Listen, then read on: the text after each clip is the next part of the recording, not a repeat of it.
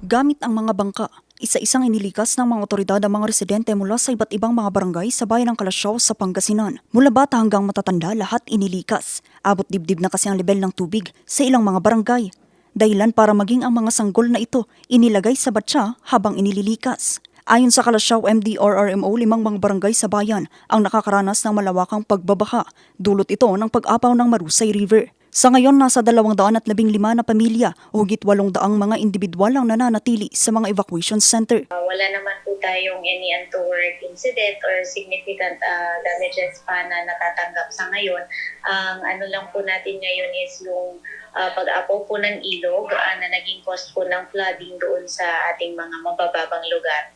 Patuloy naman ang sinasagawang monitoring ng Kalasyaw LGU sa mga evacuees, kabilang sa kanilang tinututukan ang kalusugan ng mga ito.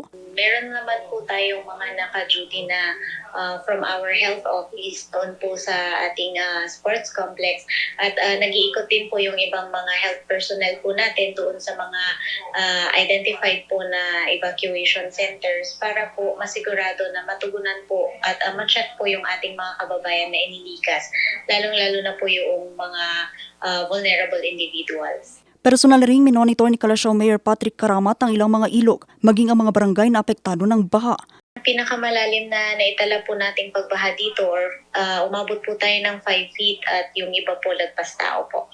Base sa initial na report, meron pong 3 kabahayan na dalawang partially damaged at isang totally damaged na bahay. Pero ito po ay for validation pa po ng team natin from MSWDO. Sa ngayon, hinihikayat ang mga residente na manatiling alerto, makinig sa mga abiso ng mga otoridad at agarang lumikas kung kinakailangan. Vanessa Bugtong or NG News.